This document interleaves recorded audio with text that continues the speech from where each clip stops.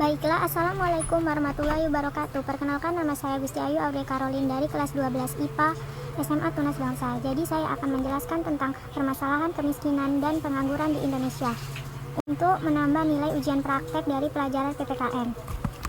Jadi yang pertama, kita harus mengetahui dulu pengertian pengangguran. Jadi pengangguran adalah angkatan kerja yang belum mendapat kesempatan bekerja tetapi sedang mencari pekerjaan dan atau tidak mencari pekerjaan atau merasa tidak mungkin memperoleh pekerjaan. Meningkatnya pengangguran bisa terjadi penghambat bagi jalannya pembangunan dan berpotensi menimbulkan masalah dalam bidang ekonomi. Tujuan penelitian ini adalah menganalisis pengangguran yang berdampak pada kemiskinan dan ketenagakerjaan. Indonesia merupakan jumlah penduduk terbesar. Peningkatan jumlah penduduk pada setiap tahunnya dapat menyebabkan terjadinya perubahan struktur umum pendudukan sehingga jumlah penduduk usia produktif terus meningkat dan menurunnya penduduk usia non-produktif. Jika rasio ketergantungan terus menunjukkan penurunan, maka hal tersebut mempunyai dampak ekonomis dengan adanya bonus demografi, yaitu keadaan di mana resiko ketergantungan menunjukkan angka yang paling rendah dan tingginya penduduk usia produktif. Rasio ketergantungan merupakan salah satu indikator demografi yang penting secara kasar dapat menunjukkan keadaan ekonomi suatu negara.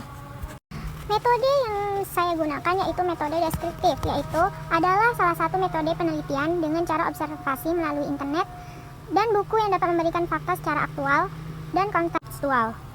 Teknik pengumpulan datanya dengan cara observasi, yaitu memperhatikan dengan mengamati suatu objek. Terus teknik analisis yang saya gunakan yaitu teknik deskriptif, yaitu membahas menggunakan logika dan teori. Perhatikan gambar berikut ini.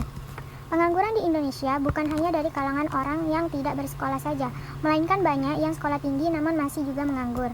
Ini disebabkan berbagai faktor seperti tidak memperoleh pekerjaan yang sesuai bakatnya. Padahal semua itu bisa diatasi apabila seseorang mau berusaha dan mau belajar melatih dirinya sendiri. Terlihat pada grafik tersebut pada tahun 2017, 2018, dan 2019 banyak penganggur dari kalangan tinggi diploma. Nah, ini mungkin terjadi akibat penerimaan angkatan kerja lebih kepada perguruan tinggi sarjana yang ada di universitas, sehingga lulusan diploma banyak yang tidak bekerja sesuai dengan bidang yang ia kuliahkan atau ia pelajari saat kuliah. Baiklah, sekarang kita akan membahas tentang jenis-jenis pengangguran. Nah, pengangguran ini ada macam-macam. Yang pertama itu ada pengangguran terbuka. Nah, pengangguran terbuka ini merupakan pengangguran yang disebabkan oleh lapangan kerja yang tidak tersedia atau tidak cocok antara lowongan kerja dan latar belakang pendidikan. Lalu yang kedua itu ada pengangguran terselubung. Pengangguran ini terjadi karena tenaga kerja yang tidak bekerja secara optimal atau produktivitasnya rendah. Lalu yang ketiga itu ada pengangguran siklikal, yaitu mundurnya perekonomian akan mengakibatkan daya beli masyarakat juga menurun, sehingga perusahaan akan mengurangi produksi dan memberhentikan karyawannya. Lalu yang keempat itu ada pengangguran struktural. Kondisi ini disebabkan oleh adanya perubahan struktur perekonomian yang memerlukan keterampilan-keterampilan yang baru. Yang kelima itu ada pengangguran friksional, yaitu adanya kesulitan mempertemukan pihak pencari pekerja atau yang menyediakan lapangan pekerjaan. Hal ini disebabkan karena adanya kendala informasi, waktu, ataupun jarak geografisnya. Lalu yang keenam itu ada pengangguran teknologi. Pengangguran teknologi ini disebabkan oleh adanya perkembangan teknologi yang menyebabkan tenaga kerja diganti oleh mesin-mesin. Lalu yang ketujuh itu ada pengangguran musiman. Kondisi ini disebabkan oleh siklus ekonomi yang berkulturasi. Karena adanya penggantian musim sehingga pekerja harus menghentikan aktivitas produksi untuk sementara. Terus yang terakhir itu ada pengangguran setengah pengangguran. Kondisi ini merupakan pekerja yang mempunyai jam kerjanya itu sedikit, biasanya kurang dari 35 jam dalam seminggu. Lalu kita akan membahas tentang dampak pengangguran. Dampak pengangguran itu terbagi menjadi dua, yaitu dampak pengangguran terhadap perekonomian negara dan dampak pengangguran terhadap masyarakat. Yang pertama itu dampak pengangguran terhadap perekonomian negara. Pengangguran dapat memberikan dampak seperti menurunnya pendapatan rata-rata per kapita suatu negara, terus berkurangnya sektor pajak yang diterima pemerintah dan akan menambahkan hutang yang dimiliki negara.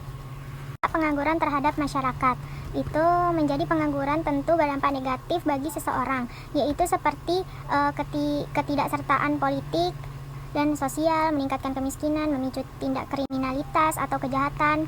keterampilan yang hilang karena lama tidak digunakan, dan memungkinkan terjadinya gangguan psikis bagi orang yang menganggur atau keluarga yang bersangkutan. Lalu kita akan membahas tentang penyebab pengangguran. Jadi yang pertama itu banyaknya jumlah tenaga kerja yang tidak sebanding dengan lapangan pekerjaan. Lalu yang kedua itu ada rendahnya tingkat pendidikan. Terus yang ketiga itu ada kurangnya keterampilan yang dimiliki oleh pelamar pekerja. Terus kemajuan teknologi juga mempengaruhi. Terus tenaga kerja antar daerah dimanfaatkan secara tidak seimbang. Terus pemerintah menghentikan TKI untuk pergi ke luar negeri. Terus persaingan pasar yang global. Setelah terakhir kita akan membahas tentang upaya bagaimana menghilangkan pengangguran. Yang pertama kita harus memperluas lapangan kerja dengan meningkatkan ekspor. Lalu yang kedua mengurangi urbanisasi. Yang ketiga memperbaiki mutu pendidikan. Yang keempat penggunaan teknologi yang disesuaikan oleh karya. Terus yang kelima memperbanyak pekerjaan job fair dan magang. Terus yang keenam adanya program KB keluarga berencana. Setelah kesimpulan yang dapat saya sampaikan yaitu penelitian ini bertujuan untuk menganalisis tingkat pengangguran terbuka pendidikan terhadap kemiskinan di Indonesia. Dari hasil ini kita dapat simpulkan bahwa dalam penelitian kemiskinan di Indonesia dapat diukur dengan tingkat pengangguran terbuka.